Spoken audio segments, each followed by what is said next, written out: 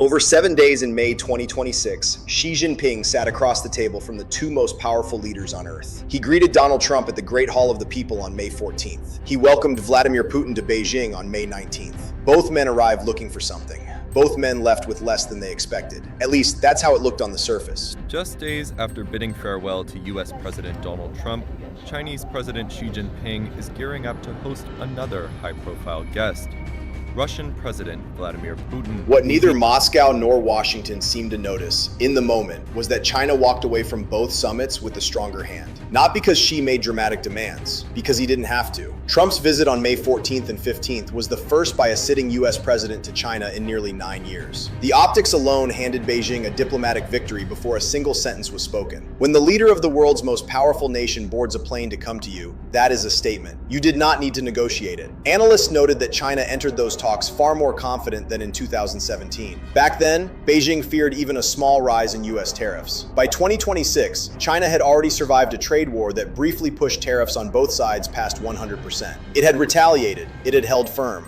and it had waited. We are coming on the air as President Trump begins the second day of a historic two-day summit with Chinese President Xi Jinping. Trump left Beijing describing the agreements as fantastic trade deals. And some were real. China agreed to order 200 Boeing aircraft. The White House announced China would buy at least $17 billion in U.S. agricultural goods annually through 2028, on top of soybean commitments already made in October 2025. Rare earth access was also confirmed. For Trump, this looked like a win. For Xi, those concessions cost remarkably little.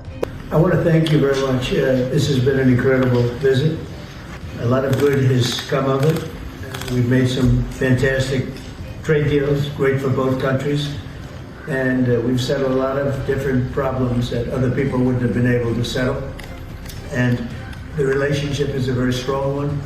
Boeing jets keep a Chinese airline competitive. Agricultural purchases help stabilize Chinese domestic food prices. And rare earths? Beijing had already demonstrated it could cut access at will. Restoring it is not a concession. It is leverage, quietly reclaimed. This decision seemed small at the time. It wasn't. 4 days after Trump boarded Air Force One out of Beijing, Vladimir Putin's plane touched down at the same airport. China rolled out an almost identical welcome ceremony, with Beijing receiving the Russian leader the same way it had received the American one. This is where China's positioning becomes visible. By staging Putin's visit as equally prestigious to Trump's, Beijing sent a signal to both men at once. You are not my only option. You never were. And I can welcome your counterpart with the same ceremony I gave you. That is not a coincidence of scheduling. That is a calculated message. Putin's trip to Beijing came only days after Trump's closely watched visit to the Chinese capital, with the back-to-back summits highlighting China's ability to manage ties with the two major powers. If you'd asked foreign policy analysts in Washington back in 2022 how this dynamic would develop, most would have said Russia was China's junior partner, useful for energy supply and anti-Western alignment, but not structurally dependent. They had no idea how much further that gap would widen. Now for the part that changes the entire picture.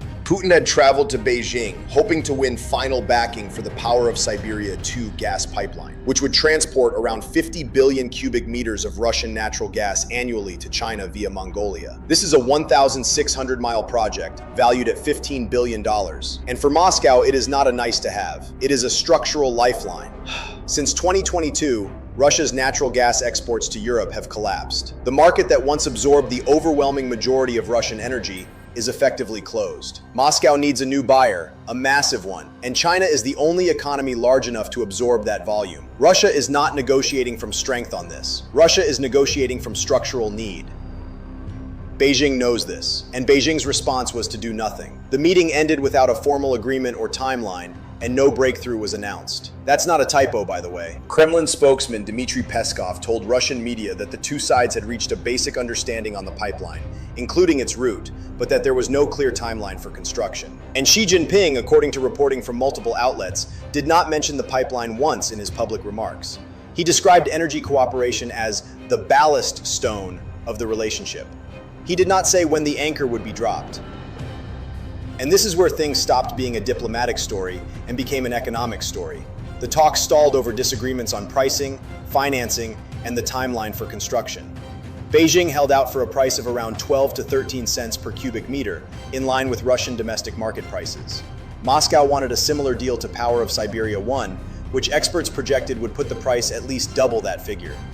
That's the kind of number that makes energy ministers lose sleep. Russia's oil exports to China grew by 35% in the first quarter of 2026. Russia is one of China's biggest energy suppliers. You'd think that volume would give Moscow negotiating leverage. It doesn't, because China has alternatives. Russia has one buyer. The Iran war, which has disrupted tanker shipping through the Strait of Hormuz, actually reduced Russia's pipeline leverage further. The Moscow Times argued that the Iran situation might have killed power of Siberia 2 for good, because it motivated China to develop many other options for obtaining oil and gas. The crisis that Moscow expected to help it became the reason Beijing needed it less.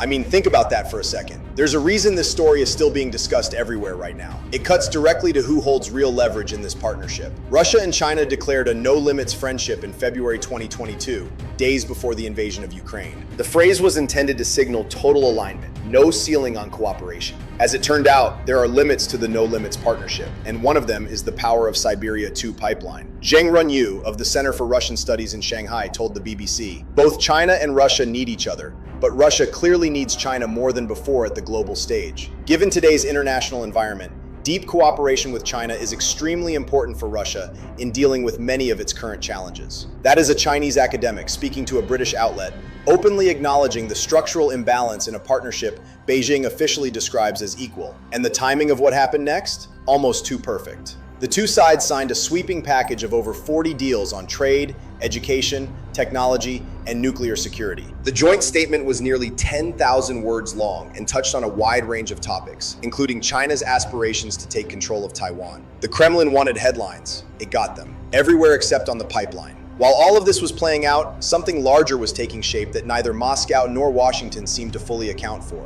China is now positioned at the center of the two most consequential bilateral relationships on the planet. The US-China relationship defines the terms of global trade, technology competition, and military posture in the Pacific.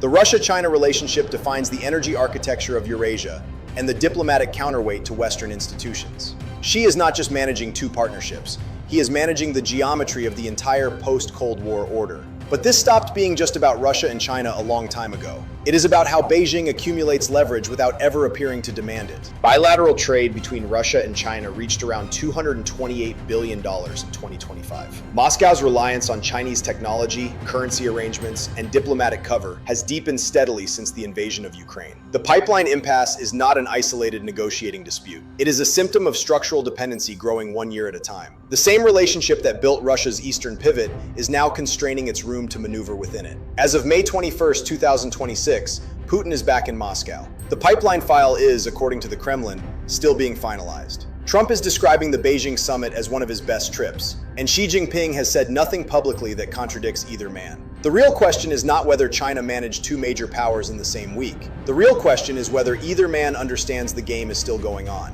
If that question keeps you up at night the way it should, subscribe. This channel covers the operations, decisions, and economic shifts that move the world before the headlines catch up.